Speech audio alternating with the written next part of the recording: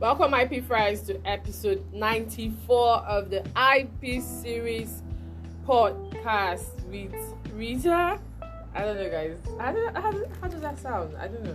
But anyways, welcome to IP series with Rita. My name is Rita Aurichinda, and I am an intellectual property lawyer based in Rivers State. Yep. Proud Port Harcourt girl. But anyways, if you ever listened to my previous episode, talking about the copyright and AI generative case featuring Christina Castonova, got that right. I also talked about the recent update from the US Copyright Office as to guidelines for digital artists who want to copyright their artificial intelligence generative work. Then I also talked about it's not recent anyways, but then a case about INEC being accused of a patent infringement and industrial design infringement and disobeying court orders, and you know what is happening right now in the country. INEC is not obeying court orders, and but yeah, if this is your first time listening to me talk about intellectual property, please check out my previous episode. I already have 93 episodes published. Now this is going to be the 94th one, but yeah, please listen to my episode, share, like, subscribe on any of the platforms you're currently listening to me right now. It will mean a lot to me, guys. Thank you. Now for my returning listeners, you guys are the bomb. Thank you for always coming back to listen to me. Thank you for the reviews, the criticisms. I get everything. Thank you, guys. I really do appreciate it. I guess we should, set up like a meet and greet. If that is something you guys would be interested in, please send me a shout out to my DM at IP Series 1 or IP Series _ with Reader, or to my email at ipseriesInfo@gmail.com. Oh my god. But yeah, thank you guys always. I really do appreciate it. But now let's get into the dates for today.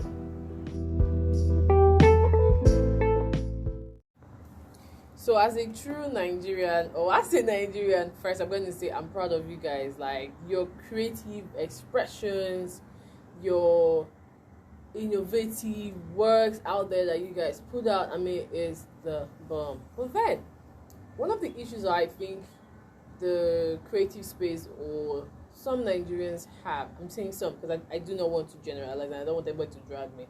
It's not like I'm scared, but then I like my sanity. But moving on, what I was saying is that I think some people do not understand how intellectual property works, which is why certain people decide to monetize content or creative work or inventions that they consider to be in vogue or popular or something that's trending.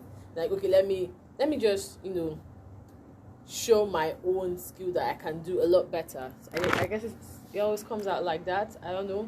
I'm just saying. But then this is how it's turned out within the last few weeks.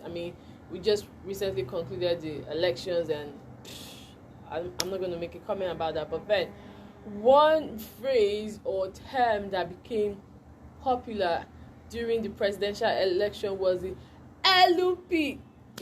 So I had initially done like a Twitter version and a LinkedIn version talking about how you can create merchandise from your creative work, use it as a source of extra revenue for yourself, especially for creatives.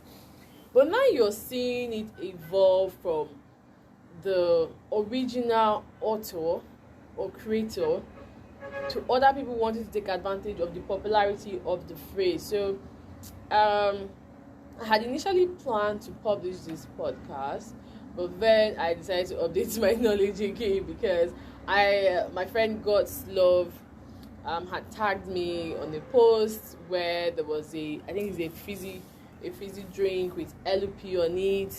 Let me get the picture and see. So he tagged me on that post asking what were the IP implications, and my train of thought as to the case just changed because I was initially focusing on merchandising, but when Goslock tagged me on that post, I was like, okay, I think I need to look at this from another angle. So let me just. So the question was, with the level of publicity this popular ELLU P 74, ELLU P 75 is garnering after the election, would an IP protection in bracket trademark be necessary? So he goes further to say, as Sabinus did with something huge, can't this be protected for monetization and exploitation? So he tagged me and other colleagues on the post, and my initial thought was, so in order for a product or a mark to enjoy trademark protection, the phrase must first meet the requirement of the function as a trademark being associated with a product, and any medium of protection may be lost to it being generic, So I just thought, okay, maybe this is another way I can look at this case, and I hope you guys see it from my own point of view. But if you have a different view regarding the whole ELLU P, I mean, I supported Labour Party, so I'm pretty much excited talking about this. But then, if you think my view about looking at ELLU P becoming a generic term is not correct, please, I'm always open to learning. I mean, you have to learn, unlearn, and relearn, which is basically the whole point. But for this extended version of the IP series regarding this conversation on ELLU P as a trademark, I would like to start from looking at it from becoming a generic term to then delving into the actual conversation, which was how you can get extra revenue from merchandising, through merchandising. So let's get I'm not going to say, should I say let's get into the conversation, but let's just start the whole generic trademark conversation and then kick it up from there, and you guys let me know what you think. So at the recently concluded presidential election, which took place on the 25th day of February 2023,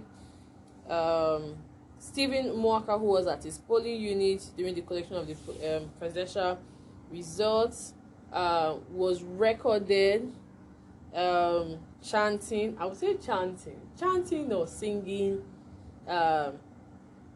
ELLU P. So it started with LP, then ELLU P 74, ELLU P 75, ELLU P 76, ELLU P 77, OB1, and it goes on and on and on.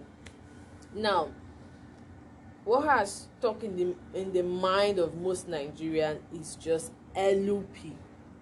ELLU P. Everywhere you go, ELLU P.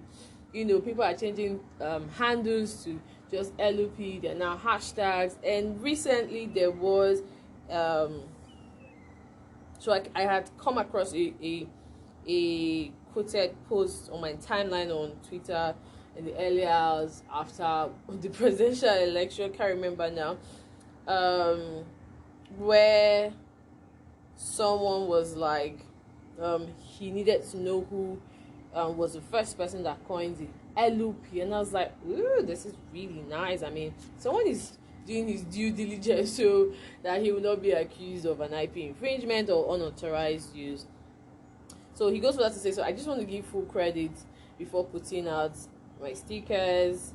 So and then it turns out on the 3rd of March, that's 3 days after the election,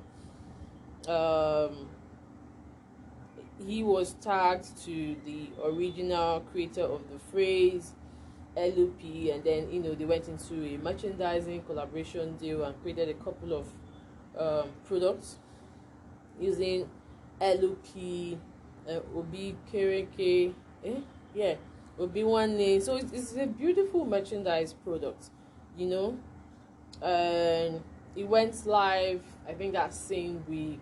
But then it has now evolved into something else, which is where Goslock tagged me on the Instagram post of someone creating a fizzy drink using ELLU P as part of their, I think, the name of the brand. So it's ELLU P 74, ELLU P 75, ELLU P 76. Then he wrote verified. So there's verified on it, and then there are certain phrases like so it's a bit faint, But I think that's all I can see right now. So I would take it that this is like someone designing a product to be sold, not that it's actually being used. That's going to be my first impression. So it's a fizzy drink of an orange, strawberry, and apple flavor. What's on it is ELLU P 74, ELLU P 75, ELLU P 76, verified. So I then looked at it from, like I stated initially, ELLU P becoming a generic term where it's not linked to a product, but then people use it to identify certain things. But I don't know, I think maybe I might be messing it up, but that's my argument in terms of whether ELLU P can enjoy being protected without it being registered first of all. So we live in a society that is surrounded by many goods, many competitive consumer goods and services, and then you have this desire of the consumers to purchase a particular goods depending on the holy grail of the brand's marketing, which can be linked to trademark, and also the goodwill reputation that the brand may have garnered over the period of time, basically. But then let's discuss how ELLU P may at some point become a generic term, like every other phrase that goes viral in Nigeria, which kind of enjoys like a limited short shelf life. If you look at it from the fast fashion perspective, where they're churning out imitated designs at a lower cost, and the quality is also not high standard quality, something like that. So you just find out that when a phrase or a term goes viral in Nigeria, everyone just wants to get on it, get a piece of it, and then before you know it just fizzles out, and we're back to square one waiting for the next viral thing. Now it's ELLU P, they play help me, they carry me, they go where I don't know, all of those things, and people trying to get creative with it. So I know when when the post first went viral, couple of producers or DJs got busy, and that's what most people were bobbing their heads to, and we then moved from that to people printing jerseys with ELLU P on it, and people kept getting creative. Now we have I would say the most well thought out merchandise between Steven and trying to remember the Twitter user's name, but I would definitely refer to him in the course of this whole interaction. But yeah, at the moment, ELLU P is not being associated with a particular product other than the merchandise that it has created. But the phrase alone can be linked to Steven. Can Steven as an individual function as a source of origin? I highly doubt that. But then I don't want to get creative on this episode, because as I was talking about it, I just said about personality right, but yeah, that's me pushing it, really pushing it. So like I said, not going to do that. So I would say yes, based on the merchandise and product development collaboration that already exists between Steven Walker and the Twitter user Layer Connect. So it's at Layer Connect. That's on the first hand. So you can associate ELLU P to certain products that they created. So there's a sticker, there's a phone case, I think there's also a t-shirt, and then there's a hat. Yeah, there's a hat as well. But yeah, let's move on. There's a hat as well. So let's move on. Now, so how can someone like Steven lose the distinctiveness of his creation for an unregistered mark, where the basis of trademark is that the mark in question must be used in commerce consistently? So you must consistently use ELLU P to make money. If you're not using it for profits, then someone can take advantage of that, and that is where the disadvantage of you having an unregistered trademark will come in. Whereas for where you have a registered trademark. Someone can apply to the registry to cancel your registration for non-use. I think the minimum requirement for that in Nigeria is that you must have abandoned, or the trademark in question must have been dormant for at least 5 years before someone can make that application. So, then again, you have to look at it from the point where Stephen must first identify the commercial value of ELLU P, especially after it went viral. I don't think Stephen even thought that it was even going to get viral, that people would, identify. I would use the word identify here. Identify within. However, we'll look at it from the test of determining whether a mark is identical or confusingly similar, especially, if you read section 13, sub 1. So I was reading Mr. McMurdy SAN's book. You guys, if you have an interest in IP or trademark in particular, check that book out.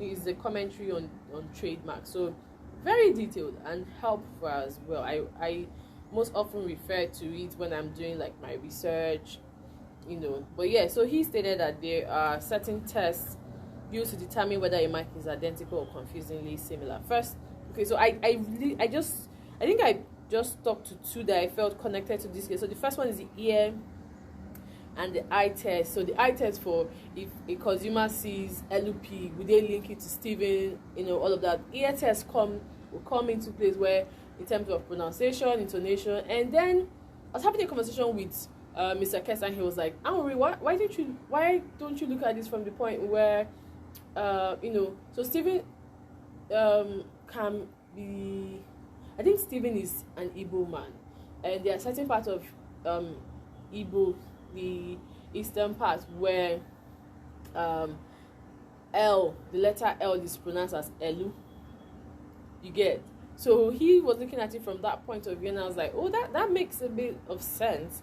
But so when I was looking at it from the generic aspect, I was like, okay, would the ear and the eye test apply in this instance?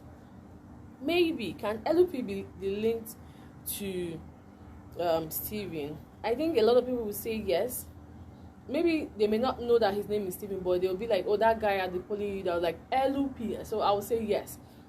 In terms of intonation, would that kind of infringe on Labour Party's as if Labour Party as a name is registered?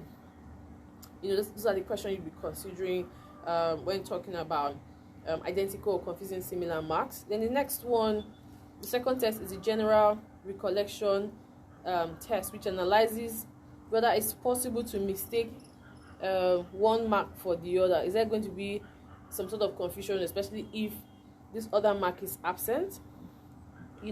So those are the two. I think there are about 5 tests. I would post about that later, but those are the two tests that I considered to be relevant for this. And thirdly, would you consider ELLU P an indication of origin, or that it guarantees some sort of quality, or is able to differentiate ELLU P from LP?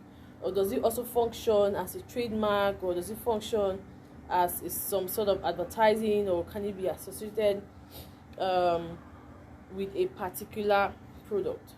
Then Stephen, after identifying the commercial value of ELLU P, can avoid using ELLU P generically.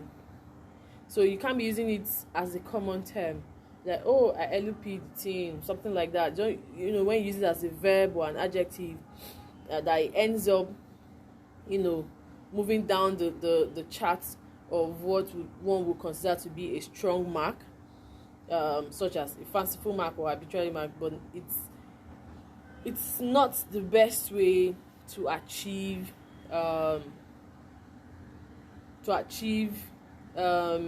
make your mark to be strong when you consistently use your mark or the term or the phrase generically. Then fifth, can a trademark owner use a trademark owner can use either the R with a circle symbol to indicate that the mark has been registered, or they can use TM to indicate that though it's unregistered, it enjoys a bit of goodwill, reputation, and a limited form of protection within that territory. We know that intellectual property protects intangible asset within a particular jurisdiction or territory. So yeah, those are the things that I think Stephen can do. This is not a legal advice, this is just for educational purpose. The first one is quoting, but these are the things that I was thinking about when I was thinking of, the generic aspect and also monetization in terms of raising revenue through merchandising. Now, other ways that someone can lose their trademark is when you abandon it. Like I stated previously, if you abandon your trademark for at least 5 years in Nigeria, I think it's 3 years in the UK. Yeah, 3 years in the UK. You stand the chance of losing it. Someone can apply for non-use or cancel to strike it out of the registry, and you lose it. When you don't pay or renew your trademark fees, when it becomes generic that is no longer strong or distinctive enough, which might happen in the case of ELLU P. But then I think Stephen has to consult an IP lawyer or a trademark lawyer or trademark firm or an IP firm to help build on what he has created. But then again, you might also want to consider reaching out to Labour Party so they don't accuse you of passing off or taking advantage of the popularity that the party has garnered over the last couple of months. Then again, it's easy for your consumers to identify your brand, and may be difficult. It might end up being difficult for you to enforce your intellectual property rights if everyone starts using ELLU P to describe a product or a service. So ELLU P, I'm thinking of something now. ELLU P laundry service, ELLU P drink, ELLU P paint, ELLU P entertainment service. All of those things. So if you also fail to monitor how your term or phrase or name, word, slogan is being used for commercial purpose, maybe in light of, say, a licensing arrangement where you don't monitor how the licensee uses your term or your trademark in question. Also, when your application is considered to be fraudulent or misrepresentative, maybe the details you put in there were not genuine or not real, they misrepresented what your brand is all about. And also, when your mark is consistently being used incorrectly and you don't correct that notion, you might end up losing the mark. So going for why would LP at some points end up being generic, despite the motivation of it as an anthem for most Nigerians who were looking forward to a new Nigeria. So I've been talking a lot about generic terms. So what exactly is a generic trademark? So what is a generic trademark? Now, remember I had talked about the charts in terms of how strong, from the strongest to the least type of trademark you can register. So a generic trademark basically is a mark that has become commonly used to identify a product and not the brand. So let's say so currently in Nigeria, a lot of people call noodles Indomie. I won't buy Indomie, I want to buy Indomie. Indomie is a brand name, but slowly it's becoming a generic term that people use to identify a product and not the brand itself. So a generic term is when the name associated with the mark has become so common that anyone can use it to describe a product, making it lose its exclusivity to the brand, to the product, and in the class that it was registered. Remember, trademark registration, when you're doing a trademark registration, you have to pick out of the 45 classes under the NICE classification. Now, if it didn't start out being generic, it might end up being overused. And in Nigeria, in order for you to acquire a trademark protection, the owner is expected to register the mark in the relevant class under the nice classification, or be the first person to use it for commercial, so first person to register it for commercial purpose, because we apply what is called the first to file system. Or in the instance, if you choose not to register it at the moment, maybe because you feel it's not important or you don't have funds, you might enjoy what is a limited form of protection as an unregistered trademark. Or you can register it with the intention to actually use it. So you have an instance where someone actually registered a mark but do not have an intention to use that trademark for commercial purpose. This is different from you registering a defensive mark.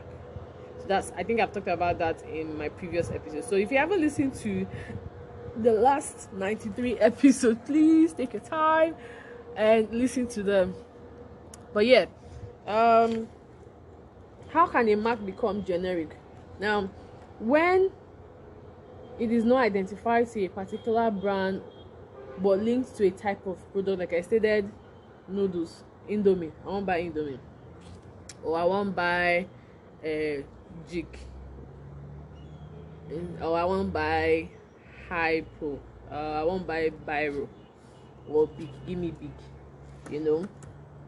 I ask again, what product is ELLU P linked or associated with? So other than the merchandise that was done with Layer Connect, what other products? So at the moment, if Stephen isn't strategic, he might end up losing the phrase, or it can just be adopted by everyone, then it becomes like an anthem, or even Labour Party can consider hiring him in future for their future promo campaign, etc., etc. How do you prove that a trademark is now generic? Now, according to a post by NY trademark lawyer, he said it is determined when the class of goods or services is at issue, what the class of goods and services under the nice classification, what class of goods and services would ELLU P fall under. I did not take my time to go through the list, but I think it will fall, since they already have a match, it will fall under the use for services. Then secondly, would the public understand that the term ELLU P has been designated primarily for that particular class? Those are the questions that one will need to consider in proving whether a trademark is generic. First is the class it was registered, and second is the public understanding of the trademark in question. Now, did you know linoleum was the first term to become generic? Which is sad, because they were not even proactive enough to protect the misuse of their term. Can the popular election phrase or slogan enjoy trademark protection? That is now ELLU P, which is being chanted, and now has emerged a lot of commercialization. People are thinking of exploiting the popularity at the moment. First, this wasn't like a company slogan, even though Labour Party, which one would assume it would be like the similar mark in question, but then I do not think there's any sort of there's going to be any sort of confusion at the end of the day. You get? So now that we have a merch and the sound recording included, we are also seeing pictures of people taking advantage of this viral sensation without reaching out to Stephen. I'm not sure that Stephen has a trademark. I think I've said that before. But then there are certain silent issues that may have some implication. First, like I think I mentioned it in passing, Stephen's intonation as an Igbo man, which bettered this sensation. Would LP consider this to be an infringement or passing off in the event that they say, okay, we want to take advantage of the popularity? I mean, Labour Party is already a popular political party in Nigeria. Would they see ELLU P riding on their goodwill? Do they see any sort of identical or similar similarities between the two phrases or terms. Another thing again would be to consider the factor that determine whether a trademark in these terms, I'm using trademark loosely, is a generic name or a term in a trademark dispute. ELLU P hasn't, as it stands now, acquired a secondary meaning, and also it also depends on the success and popularity of ELLU P.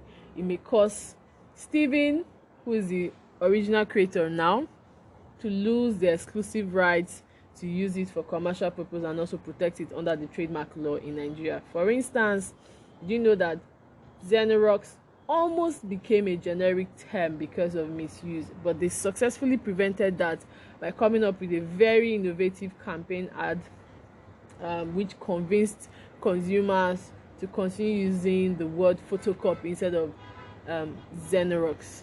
And one of the best defenses are one, if you're faced, so let's say someone accuses you of trademark infringement and you're trying to figure out the best way to get out of it. One of the defense you can use is stating that the mark in question has become generic within that particular industry.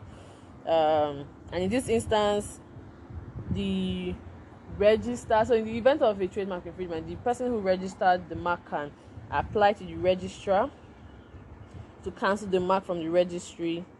So under the Nigerian Trademark Act, you can see section 40 sub 1 paragraph C or regulation 86 and 87 of the trademark regulations.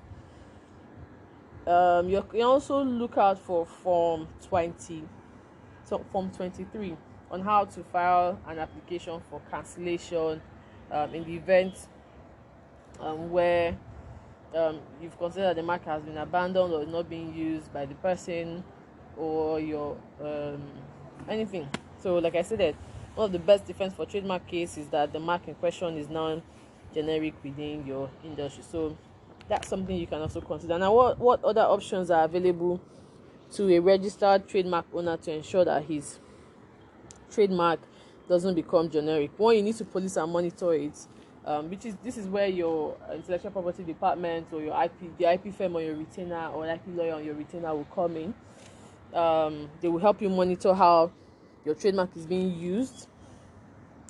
Make sure that the advert place tells the consumers the name, the logo, the phrase, the slogan used for your product is identifying your product itself. So my product is a noodle brand, but this is Mimi noodles, this is Indomie noodles, this is Dangote noodles, or Dangote spaghetti. Is spaghetti or spaghetti? But I'm sure with this example you understand what I mean. It must be consistent.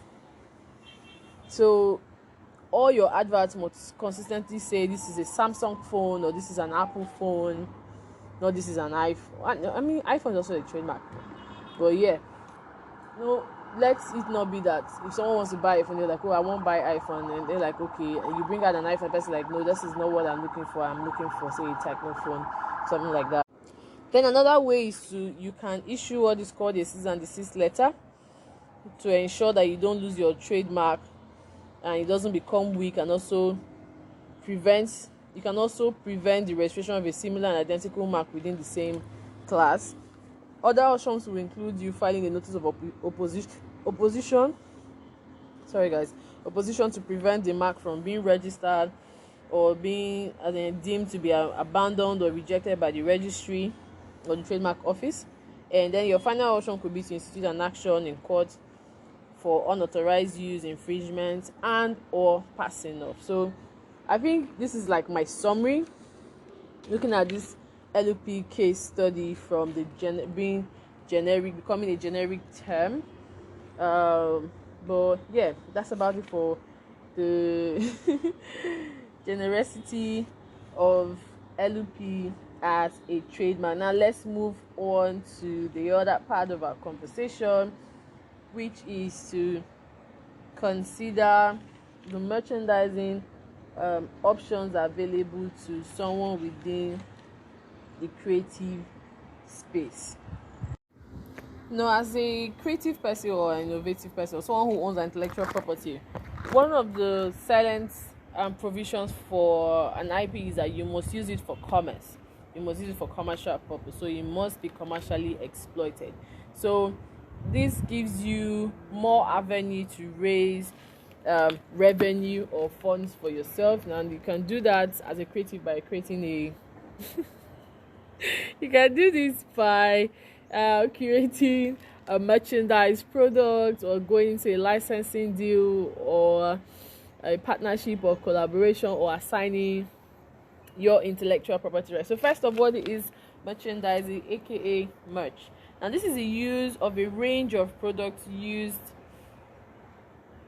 by a creative for commercialization and exploitation of their intellectual property right, which is also key for marketing the creative. And also a good business strategy to become memorable in the minds of your consumers. For instance, the obedient, proudly obedient.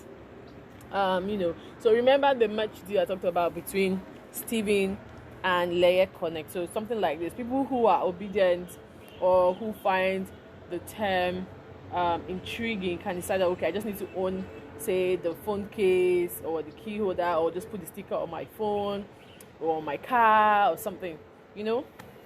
Creatives get to enjoy merchandising right, which gives them the right to make, use, sell, license, or authorize other people to exploit the bundle of rights that I listed above. That is the right to make, to sell, to assign, to license, etc., etc., which Steven had already considered when Layer Connect had reached out to them. Now, IP, which is an intangible asset, is born out of human intellect in form of a song, phrases, logo, invention, literary and artistic works that must be used in commerce. IP also serves as a legal framework that regulates the creative and innovative sector. It also gives them legal backing and protection within the territory, as long as it's an original expression, it's in a tangible format, it solves and provides solutions to a problem in the societies. But yeah, that's about it. Then 5 rights of merchandising. You have rights. You have to create the right merch. You have to create the right quantity, produce it at the right time, put the right price, and look for the right place, so that you're able to prevent any kind of, say, some sort of fast fashion like scenario. You get? So the downside of creating merchandise is sometimes you attract copycats. So I wouldn't want to call people who are now creating jerseys with the LP printed on it and the fizzy drink copycat, but that's basically what they are. They're also creating counterfeited products, so and also pirating ELLU P product and taking advantage of the popularity. Would I say the popularity is now a goodwill or reputation? Sort of. But yeah, tips to secure your IP and protect your merch. You need to identify the relevant elements of your IP that has commercial value and register it. For instance, the term ELLU P will be one name. I think one name, I don't know what it means in Igbo. I wish I could hear Igbo. I don't even hear my dialect to start with, which is upsetting, which would have been useful right now. But yeah, moving on. So elements like your logo, design, phrases, terms, names, character. You can also opt for a good licensing model for your merch. It can be like an exclusive deal, so just you and one person. Or you can decide that Steven can decide that he wants to license ELLU P to several persons and monetize, and everybody goes home happy. You can also select the right product to be used and identify your target market. Now, rights of an unregistered trademark owner. You remember that ELLU P, as at the last time, I am aware, because I know trademark registration cannot be done in 3 months, no matter what any trademark agent tells you. But it's not even up to 3 months. I think it's not. Okay, it's a month already. Yeah, it's a month already. 25th of February to now is a month and 2 days or 3 days already. So I would say it's still an unregistered trademark. So what rights does an unregistered trademark have. Now, under Section 3 of our Trademark Act, it gives the trademark owner the right to sue for thoughts of passing off. So Stephen can exercise the limited rights that he has to sue someone for passing off, taking advantage of the popularity and reputation and goodwill that ELLU P has garnered over the last 1 month against a similar mark, but nothing was expressly stated about suing for unauthorized use of the mark. Now, trademark, as a trademark which isn't registered but can't be infringed. Now, would the product of ELLU P merch be an unfair business practice? Probably. However, where there's a cause of action for passing off, ELLU P can consider its reputation, the damages has done to him. I think there are 3 things: that there has been a misrep, there has been damage to his reputation, and personal taking advantage of his goodwill that he has garnered. So, what are the intellectual property rights that ELLU P can enjoy? First, copyright for the song. I mean, everyone was literally bobbing their head to ELLU P 74 ELLU P. Anyways, but yeah, copyright protection for the song, the lyrics, the sound recording, the composition, which all of those things. But I wouldn't want to focus on that because my primary area of concentration for today is just trademark. I'm not focusing on the copyright aspect of it. That would, maybe want to stretch things a bit for me. But yeah. The next one will be trademark, which protects logos, phrases, terms, names, short phrases. Then industrial design for the visual appearance and combination of colors used for the merchandise. Now, layer X Steven relationship can be possible or is already possible. Now, when I wrote this, I wrote P-O, like Peter Obi, but P-O in capital letter. But yeah, so I wrote that, I'm like, okay, this relationship can be possible through a partnership or collaboration or licensing arrangement for a fixed term of duration. Don't know what Leia and Steven agreed to after he had reached out to them, or what the royalties or the term of the arrangement was. So this is just me educating. This is not legal opinion now. So parties will agree on a fixed term, whether it's going to be an assignment of right or licensing or whatever it is. But I do hope that parties signed an agreement to properly document this relationship. Nothing like handshake or "na my guy." No, there's no guy in business. It's not even family or bestie in business. You just have to be very professional about what you're doing. Then consider the fact that they are both creative. I mean, maybe Steven didn't start out as a creative. This is not me. I'm not talking down on what the sensation that ELLU P has garnered. But Leia, as I found out, is a creative designer. But both parties as creators enjoy certain intellectual property rights, which gives them economic rights to earn from their creativity.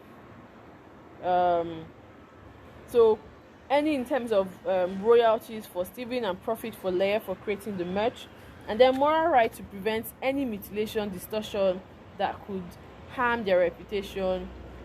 Now, I think this is where the other products you are seeing will come into place. Now, can Steven exercise his moral right to prevent other people from taking advantage of the popularity that ELLU P has garnered? So anyone trying to create a fizzy drink or jerseys for sale or key holders, can he exercise a moral right and say, you do not have the right to do this?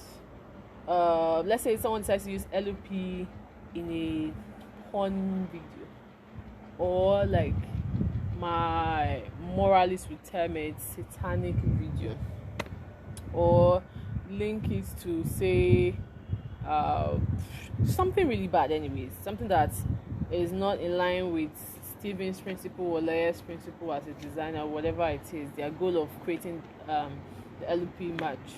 They can exercise their moral rights or paternity right, as it's called, to prevent anyone from distorting ELLU P. Leia can also protect the logo created as its IP, but in this case, This will be some sort of joint ownership between Leye and Steven. So here are my guidelines for creators who want to explore merchandising as a form of revenue generation. One, you need to consider the environment you are and the motive for creating that merchandise, the graphic design work that will be done, how to market it to your consumers, aka in this instance obedience, the platforms for hosting your sale. You also consider profits, commissions and royalties, shipping and logistics. You need to also consider the case where the products can be exploited by people not meant to do so. Then you can consider issues unusual or visual merchandising as the heart of your creativity and distribution channel. Then consider management as well. Who's going to manage that portfolio of your merchandise? Will you be the one doing that? Will it be your manager? Will it be the company? Will it be a third party company? Whatever it is, those are issues you need to consider when you're opting to create a merchandise product. Now, why is merchandising important for creatives? One, it gives you an opportunity to create unique products that speaks to your brand as a creative. The earlier the better, especially because the IP system we have here in Nigeria applies the first to file and not the first to use principle, ELLU P. However, if the IP, e.g. the phrase or the chant or the term ELLU P can be linked to the original creator, who is Steven, he already enjoys, say, an automatic protection for the chant, because copyright basically doesn't protect short phrases. It doesn't even protect titles. It doesn't even protect ideas or facts. We need to see it expressed in a tangible format. So this ELLU P has a bundle of different rights from the person. So the person who recorded Steven enjoys his own or her own sort of IP protection. Leye, who created the merch, enjoys his own protection. Steven, who was chanting the term or the phrase, enjoys his own form of protection, which can be enforced against any unauthorized use or alleged infringement or passing off, as the case may be. Steven and Leye can deepen their relationship through what the obedient already have, and consider the potential of creating an ELLU P fan club. Sign me up when you guys decide to do that. Anyways, really interested and looking forward to seeing that. And I think Labour Party as a political party in Nigeria listens to the people, which is what most people were looking forward to. But the powers that be said no. But moving on, what's the goal for creating this merch? I think basically for me, I would say I wouldn't say riding on the popularity of ELLU P, but I would just say trying to bring people closer to the brand and to the vision of having a new Nigeria, or maybe just having something fanciful in your collection if you're a collector, or just supporting a creative. I don't know, whatever your goal might be in terms of creating the merch, whatever it is. But yeah, creating merch can help both creators in this instance by trusting them into the limelight. You can get sponsorship and ambassador deal from maybe the most popular party right now, the Labour Party, in future for promotion, future publicity and awareness for free and fair election. It also gives them new opportunities as creators or as creatives or as authors, IP owners, all of those things. They can also, it's a form, like I said, extra revenue for Leye as a creative merch director and Steven as the creator of the viral ELLU P song or chant or anthem or phrase. Plus, it is low risk, no, as in give or take. If you win, you win. If you don't win.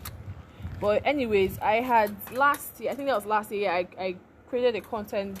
There's a post on character merchandise and IP using I think it was the Anikulapo film. I hope I pronounced it well. If I did not, IP friends, please forgive me. Ejo, I'm begging. Then episode 20 of my podcast features Selena Davies, who at that time was working within the merchandising space. I think she's still in that industry as well. Then you can also check out episode 15, where I talked about intellectual property right that exists during a protest. This is not a protest, but this is an election election period.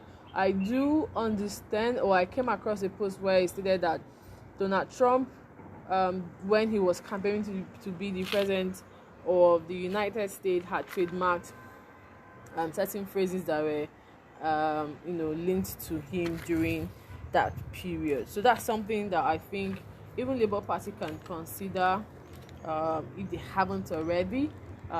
Bring Layer Connect and Steven to make it work. Trust me, the obedience will gladly support whatever it is you guys are doing. Even though I don't think we've moved that from the top to bottom phase, but we're still hopeful. Still a proud Nigerian anyways. It's also a good way of getting the youth's attention going forward. I mean, the 2023 presidential election, we saw a lot of turnout, but the governorship election was nothing to write home about. I mean, even in my polling, we weren't so much. I mean, from 1,000 we became 150, if I would say that. Or so LP, that's Labour Party, Layer and Steven can collaborate, or Labour Party can collaborate or bring in Layer and Steven to build the momentum and use the opportunity to educate people and start preparing people for the next 4 years. Because 2027, if far but far, before we are preparing for election again, and then there will be another humongous amount of money that will be assigned to the electoral body. We also consider this to be an advocacy merch used to amplify a message such as INEC give the people their mandates, ELLU P, voting for the right persons, or being excited that your person is winning. The conversation as to if your person is not winning, that means the rest rigged. No. I mean, it's with what happened in certain states like Lagos, Port Harcourt, it's obvious that. Okay, I'm just going to pause there. I'm trying so hard not to make any comment that someone will get offended. But should I really care? I don't know, guys. But moving on.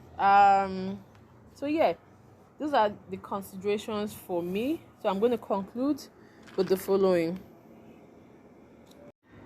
So my conclusion is this: we need to start seeing merchandising as an extension of a brand, not just as revenue generation. So you need to be very creative with it. Creatives need to consider merchandising, and also need to be strategic about it. Take advantage of timing.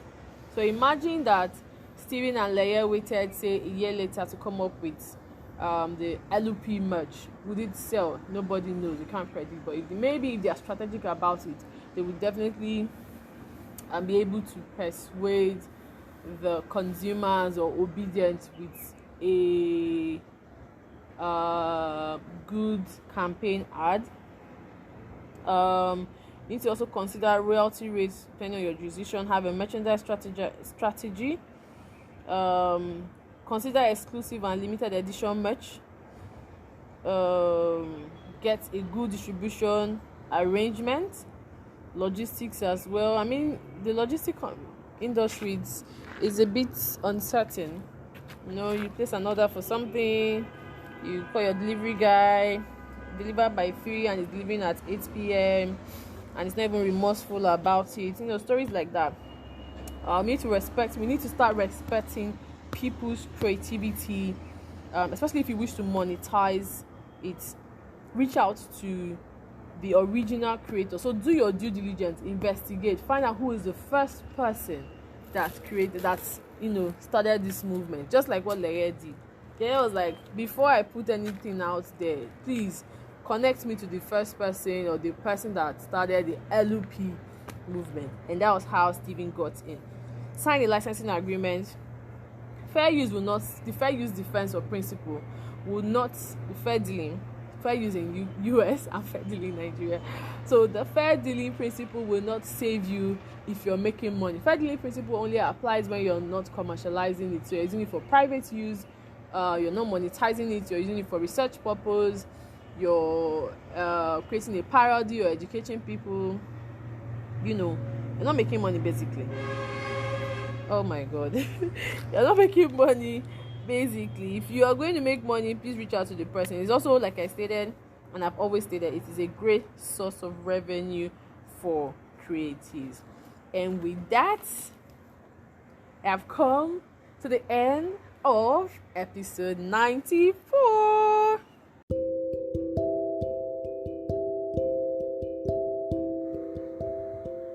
And so we have come to the end of episode 94 of IP series.